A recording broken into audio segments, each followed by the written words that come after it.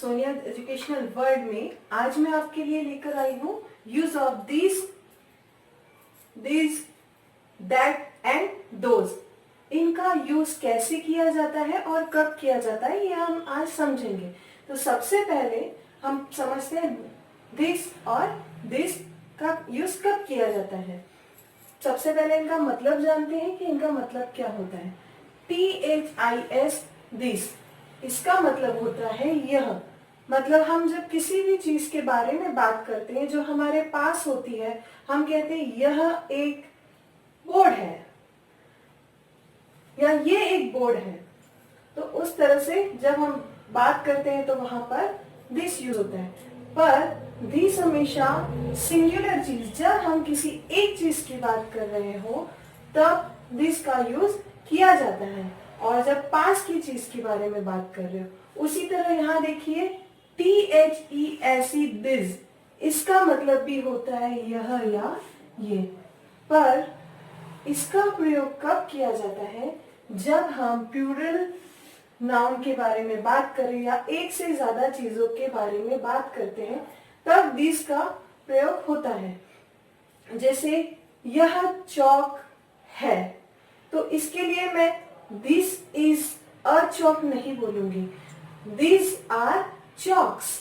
तो जब एक से ज्यादा चीजों की बात की जाती है तब दिस का यूज होता है, और जब एक चीज की बात की जाती है तब दिस का यूज होता है। अब हम कुछ एग्जाम्पल से इन्हें समझते हैं।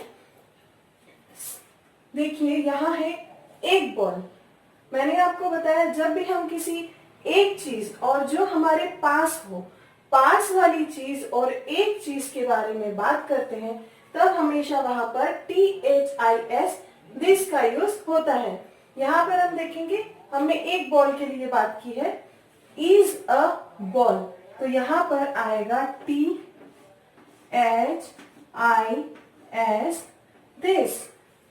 This is a ball. अब यहाँ देखिए एक से ज्यादा बॉल्स है, प्लूरल की बात की गई है, और जब भी प्लूरल वर्ड आता है तब हम दिस का यूज करते हैं। तो यहां हो जाएगा THESE this are balls. Second देखते हैं पेन। कितनी पेन है? सिर्फ एक पेन है और वो भी हमारे पास है। तो जब एक चीज की बात होती है तो हम जान चुके हैं कि तब हम दिस का यूज करते हैं, THIS this is a pen. अब यहाँ देखेंगे एक से ज्यादा पेन की बात की गई है, और जब एक से ज्यादा चीजों की, प्लूरल चीजों की बात की जाती है तब हम दिस का यूज करते हैं, THESE this are pens. Again, see here, only one book. और जब भी हम एक चीज की बात करते हैं तो यहाँ पर आएगा THIS this is a book. Number 2, यहाँ पर एक से ज्यादा चीजों की बात की गई है और एक से ज्यादा चीजों के लिए यूज होता है this, THESE this are books.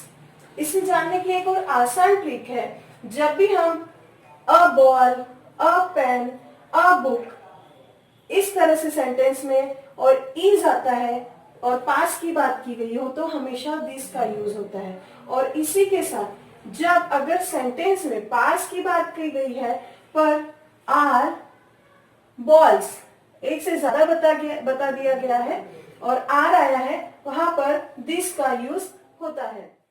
That और दोस को किस तरह से यूज किया जाता है? जिस तरह मैंने आपको बताया कि दिस और दिस हम पास की चीजों के लिए यूज करते हैं, बट जब हम दूर की चीजों की बात करते हैं, जैसे वह एक फैन है, वह एक पंखा है, तो इस तरह जब दूर की चीजों की बात की जाती है तब वहां पर दैट का यूज होता है। इनका मतलब समझते हैं। दैट, THAT दैट मतलब होता है वह या वे, और THOSE दोस मतलब भी होता है वह या वे। दोनों का मीनिंग वह है, तो इन्हें कब यूज किया जाए? तो जिस तरह दिस का यूज सिंगुलर पर और दिस का यूज प्लूरल के लिए किया जाता है, उसी तरह जब हम दूर रहने वाली चीज और एक चीज की बात करते हैं तब हम दैट का यूज करते हैं। और उसी तरह जब हम किसी दूर की चीज की बात करें बट एक से ज्यादा चीजें हैं तो हम वहां पर दोज का यूज करेंगे।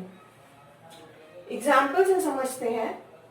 जिस तरह यहाँ दिया हुआ है, कुछ सेंटेंस दिए हुए हैं और यहाँ पर दूर की चीजों को दिखाने के लिए हमने एरो का यूज किया हुआ है।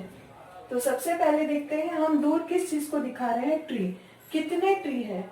सिर्फ एक ट्री की बात की गई है। और जब भी हम दूर किसी एक चीज की बात करते हैं तब हम दैट का यूज करते हैं, THAT, दैट। इसी तरह ये वाक्य होगा, that is a tree. Second sentence में देखते हैं। अब यहाँ पर एक से ज्यादा ट्री बताए गए हैं और जब हम एक से ज्यादा या प्लूरल की बात करते हैं दूर की वस्तु के लिए तो हम वहां पर दोस का यूज करते हैं। यहाँ आ जाएगा THOSE, दोज। इसी तरह और आगे समझते हैं। दूर एक पंखा जिसे मैं दिखा रही हूं, पर कितने पंखे हैं? सिर्फ एक पंखा है। तो जब दूर है और एक चीज है तो मैं वहां पर दैट का यूज करूंगी, THAT, that. That is a fan. अब फोर्थ सेंटेंस में देखते हैं। अब एक से ज्यादा फैन की बात की गई है। मैंने जिस तरह आपको बताया कि जब एक से ज्यादा चीजों के लिए बात की जाती है दूर रहने वाली तो हम दोज का यूज करते हैं, दोज आर फैंस। नंबर 5, एक लड़की है जिसके बारे में बताया है, वह एक लड़की है। तो जब दूर है और एक है तो ऑब्वियसली हम जानते हैं अब कि वहां पर दैट यूज होगा, दैट इज अ गर्ल। अब 6 सेंटेंस में एक से ज्यादा लड़कियों की तरफ इशारा किया गया है। तो जब एक से ज्यादा है तो वहां पर होगा THOSE, those. Those are girls. इसे भी जानने के लिए सिंपल ट्रिक यही है कि जब भी दूर की कोई चीज है और a tree, a fan, a girl इस तरह से बताया है तो वहां हमेशा दैट यूज होगा।